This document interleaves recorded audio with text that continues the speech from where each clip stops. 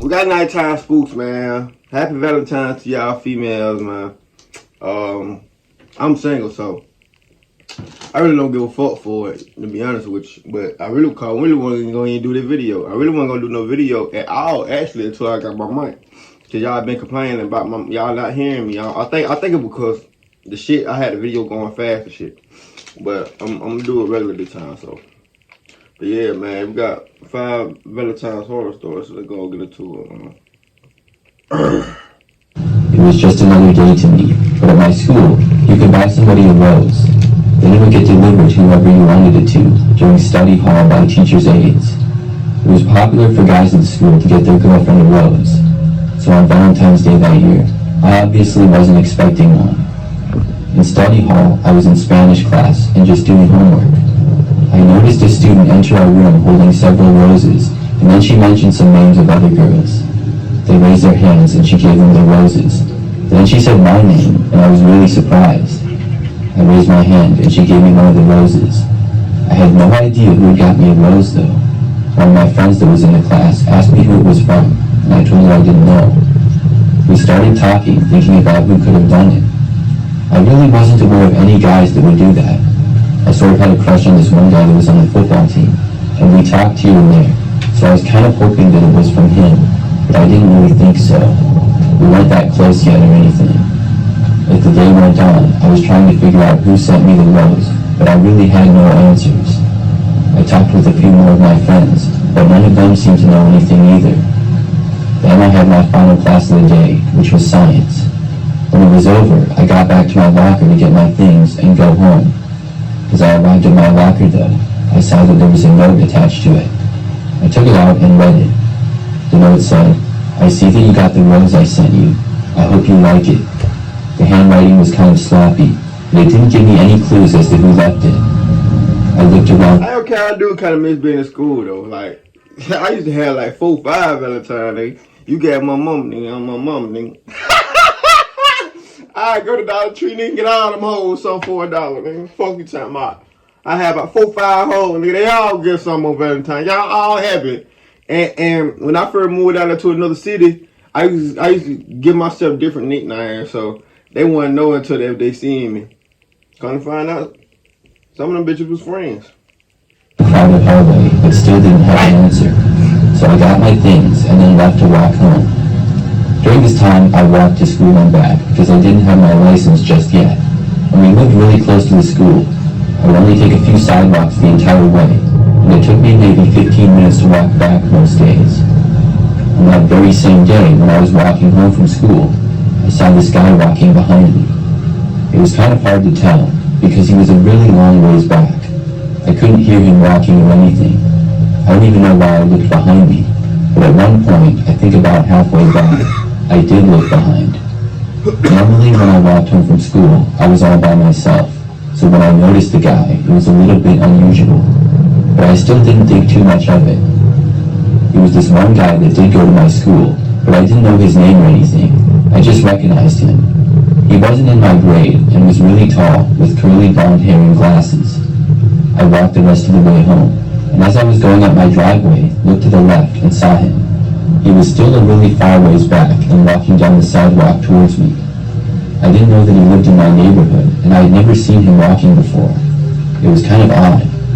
I went inside my house and then went into my bedroom to finish my homework. I remember that as I was in there, probably about 15 minutes later, there was a knock on the front door.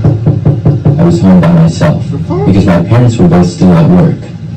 I got up and left my bedroom and went to the front door, but by the time I got there, whoever had knocked was gone. I looked around and didn't see anybody at all. Then I just went back to my bedroom. It was really strange. A couple of hours later, my parents got home from work.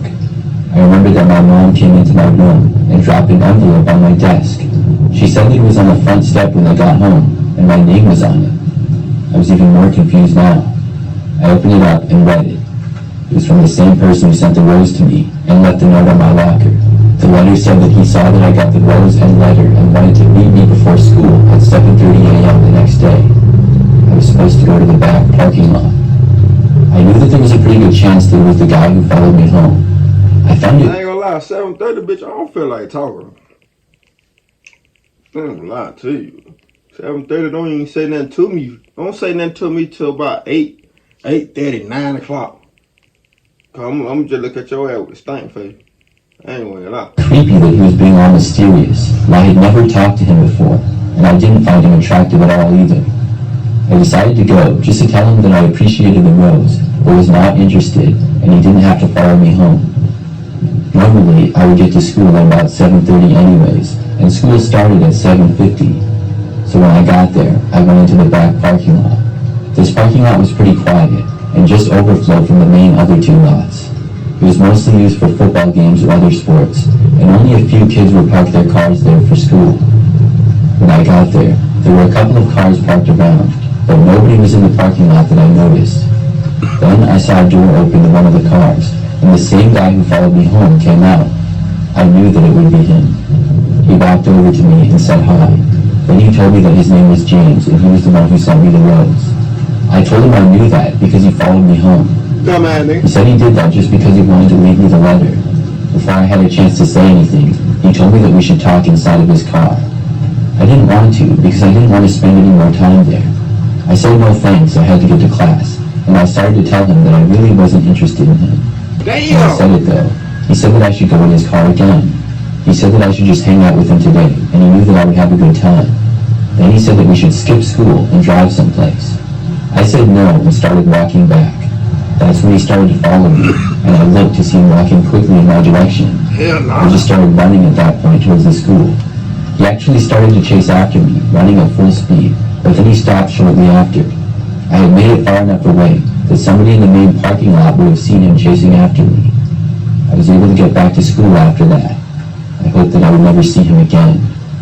I remember that over the next few days, he sent me a few messages on social media, calling me names and stuff. But I just blocked him on everything. Should I be mad? After that, I hardly ever saw him again. He was a senior that year, and I guess he skipped school a lot anyways. That was the craziest Valentine's Day I've ever had. Not really. He was just following you. Trying to see did you get his goddamn gift that he got. This happened on Valentine's Day last year. I was going out to a restaurant with my girlfriend Veronica. The restaurant was pretty nice, but not too fancy. It was a big restaurant, and when we got there, it was also very busy. Luckily, we were able to get a table and had our Valentine's date. Now, fast forward to maybe an hour. We were just sitting there talking, and I had already paid and everything. So we were going to be leaving soon, but we were just enjoying our conversation. I had to use the restroom, so I got up and said that I would be right back. Veronica stayed at the table. I walked to the back of the place and was in the restroom for less than a minute. When I returned to the table, Veronica was gone. I assumed at first that she went to the restroom as well. I sat back down and waited for her to return. But then I felt my phone vibrate from getting a text. I looked at it and saw that it was from Veronica, and she said that some crazy guy was after her. I didn't know what this meant, and I asked her what she was talking about. She responded saying that she was in the parking lot. I was very confused, but decided to go out into the parking lot and find Veronica wherever she was. The restaurant overall was still very busy, and people were all over the place. I walked out and into the parking lot. There were cars parked all over, and on the sides of the parking lot were some grassy areas. There were a few bushes and trees in them as well.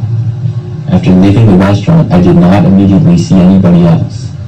I stood in the middle of the parking lot and texted Veronica again, asking her where she was. I told her that I was now in the parking lot, and she told me she was behind a bush and to be careful. As I looked around for her, I called out her name. Then I saw her. She was looking out from behind the bush at me, but just seconds later, somebody hit me. I had no idea what happened, but the next thing I knew, I was on the ground. I saw a guy next to me, and then I realized that he had tackled me. He started to get up, and I grabbed him and tried to wrestle him to the ground. We struggled for a few moments, and in the struggle, I was able to get one good punch to his face. Veronica had now walked over to us, and when I got up, we both ran to the car. The guy didn't get knocked down or anything, and he got up shortly after and chased after us moments later. We were able to make it inside of my car just in time, before he reached it and tried opening the door. When the door didn't work, he started to bang on the windows. I quickly drove away, with him hitting my car until he couldn't anymore. It all happened so fast, it felt like less than a minute. But in reality, Well, at least he beat his ass. I think it was like 2 or 3 minutes. After we left, we called the police and reported the whole thing. We went back and talked to officers, and the man had run away, but was located in a nearby parking lot.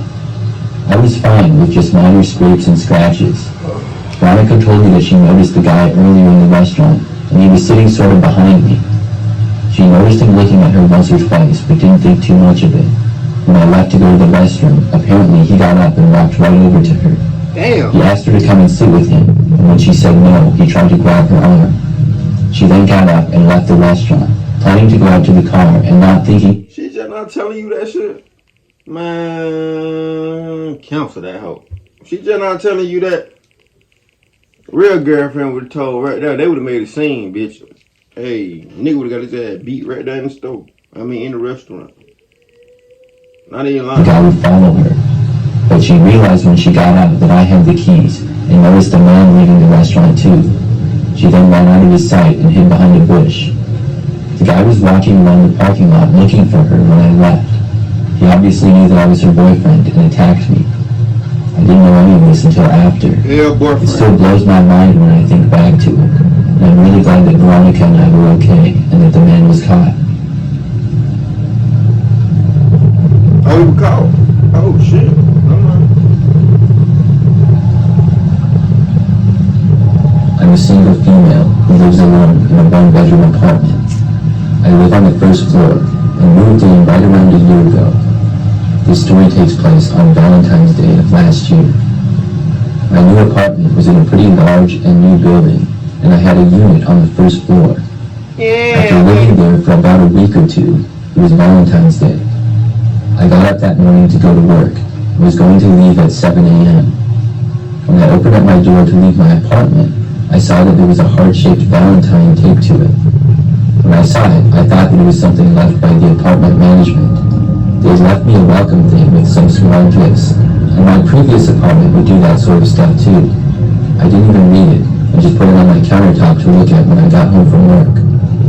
When I got home that day, I finally read the Valentine, and I quickly realized that it was not left by management.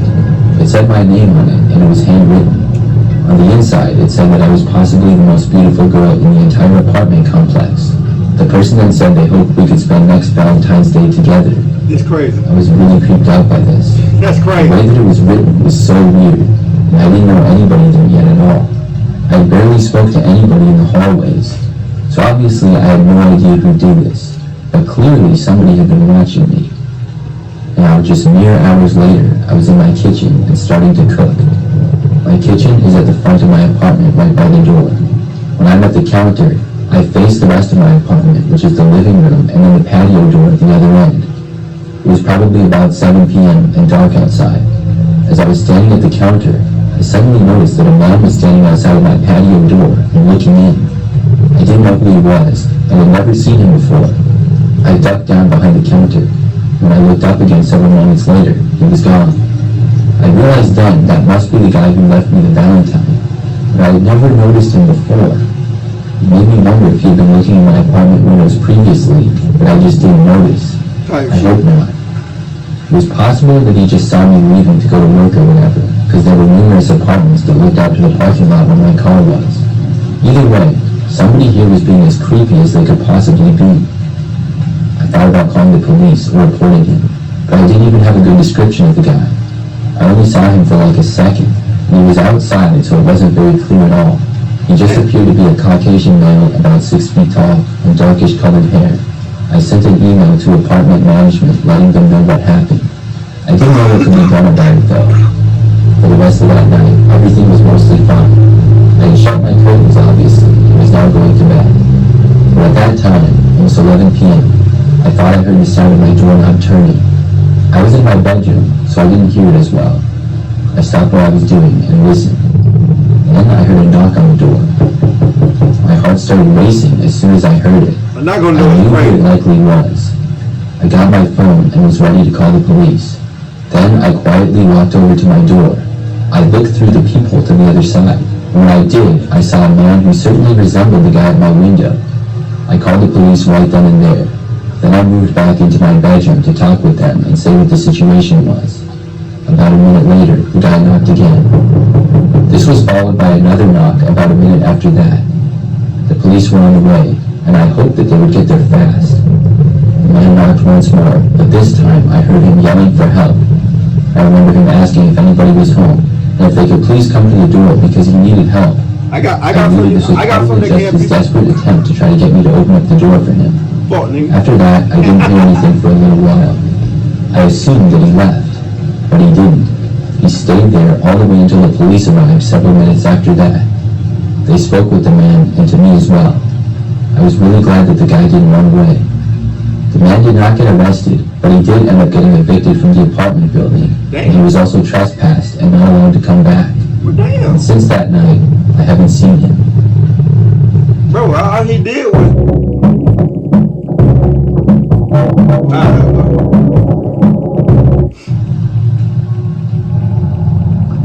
I ain't gonna count. All but the last story with the show with the boyfriend. The other story, these just guys just being nice. These guys didn't have to goddamn buy you no Valentine gift. Y'all female be so fucking stuck up. It's ridiculous. It's scary. It's ridiculous. My name is Emily, and this story took place on Valentine's Day 2 years ago. I have a boyfriend named Jake, and we had planned to go out for Valentine's. Fuck Jake. We were going to go to this one restaurant in town after work. I had an apartment about 10 minutes away from Jake, across town. We both worked on Valentine's Day earlier, but planned on meeting for dinner at 6 o'clock. He told me that he was going to make reservations. Jake and I were texting throughout the day on and off, and I remember at probably about 11 a.m., he told me that he might have to leave work a little late. I asked him if he could still make the dinner reservations for 6 p.m., and he said that he thought so. Then we didn't text for the next few hours. I got off of work and went home, and then texted Jake letting him know that. He did not immediately respond. I texted him a little while later, asking if we should meet at the restaurant, or if he was going to pick me up. He responded saying that he would meet me there. I figured that he might be running a little bit late. I got all ready, and then texted Jake, asking him how he was doing. He responded saying that he was already at the restaurant. It was only 5:30, and I was really confused. I left right then and there, and drove to the restaurant. I was wondering if I had the times mixed up or something, but I looked over the texts, and he had said 6 before. Something just seemed off, and I didn't know what it was. I arrived at the restaurant by maybe 5:40 or so, and then walked inside. It was pretty busy, and I looked around to see if I could find Jake, but I didn't see him anywhere. I walked around the entire place, and he wasn't there. I did see a man who was staring at me, though, and kind of standing by himself in the corner. I texted Jake, asking him where he was, and he didn't immediately respond. I walked out of the restaurant, thinking maybe Jake texted me incorrectly. Maybe he wasn't there, but just on his way. I was going to walk back to my car and try to figure out what was going on. Inside the restaurant just felt too awkward, standing there by myself. When I made it outside, I was walking to my car, and noticed the guy who had been staring at me in the restaurant walk out after me. I turned to where my car was, and he did the same. I walked faster, and soon reached my vehicle and got inside. The man got there seconds later, and I couldn't believe that he was not at my car. He was standing at my driver's window, and he knocked on it. I lowered it just an inch or so, and the man then asked me if I could give him a ride. What? This guy was a lot older than me, probably in his 40s or 50s, and had grayish hair. I told him that I couldn't give him a ride, and he just kept standing there. I was really creeped out, so I decided to call Jake. I wanted to know where on earth he was. When I pulled out my phone and called him, I heard a phone ring on the man that was outside my car. Then I realized that he had Jake's phone. I drove out of there as fast as I could. I went to Jake's place, and luckily, he was there. He told me that he lost his phone and couldn't find it anywhere. He said that he went to my place, but when he saw that I was gone, he went back to his. I told him about the guy who had his phone, and he was texting me pretending to be him. Then we called the police with my phone. We told them all the information that we could, and Jake's phone was later found in the parking lot of that same restaurant, but the man was nowhere to be seen. This was the craziest thing to ever happen to me. Now that's creepy. That's creepy. I ain't gonna lie. A few years back, I had my girlfriend Amanda over at my apartment for Valentine's Day. I cooked us some food, which is a hobby of mine, and afterwards we started watching a movie. We were both on the couch, and about halfway through the movie, at about 9 o'clock maybe, there was a knock on the door. It was really strange, because I didn't know why anybody would be here. It was sort of late, and nobody had knocked on my door before anyways. I got up and looked to see that no one was there. I opened up the door and I looked down the hallway. I still saw no one. It was really weird. I figured that maybe somebody was at the wrong apartment or something. I told Amanda that no one was there, and then went back to the couch. We unpaused the movie and went back to watching. About 10 minutes later, suddenly, my TV just turned off. It was very strange. I found the remote and knew that none of us had touched it. I turned the TV back on after that. By now, we were both really creeped out by what was going on. Maybe 20 minutes went by, and everything seemed like it was going back to normal. Then, there were 2 really loud bangs at my door.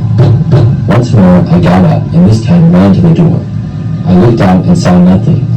When I opened up the door, though, and I looked down the hallway, I did see someone. Just barely, I saw a guy going around the corner to the stairs and elevator area. Hey, boy. I actually ran over there. When I reached the corner, he had gone down the stairs, and I couldn't see him. I figured I'd better not chase after this person anymore, so I went back to my apartment. I told Amanda that I saw the guy, but he got away.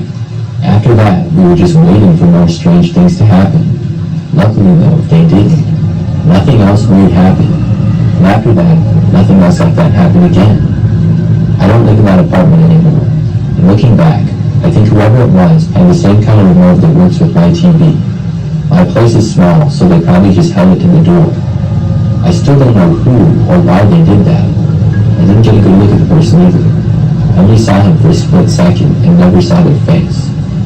This remains one of my creepiest experiences. That wasn't all that creepy. Niggas just playing nigga now. And fucking with your TV, man. It ain't all that scary, man. That being said, give you a thumbs up, like, and subscribe. See y'all motherfuckers on the next video, man. Yeah, happy Valentine to all y'all females, man. Y'all niggas, man. Suck that shit up, chin stop, chin up, man. That's right, ain't Season 3 gon' drop you low. The bill gon' let it blow. From your head down to your toe, don't wipe your nose. The way lil' buddy got there, you'll think he had a cold. Gon' zip him up, cause I can get you touched no matter what city you in. From the east to the west, we walk 'em and gun 'em down. Big low, big P for real. I be in the trench late night thinking with some killers that bang for P for real. Say free the boozy, my dog he doing life.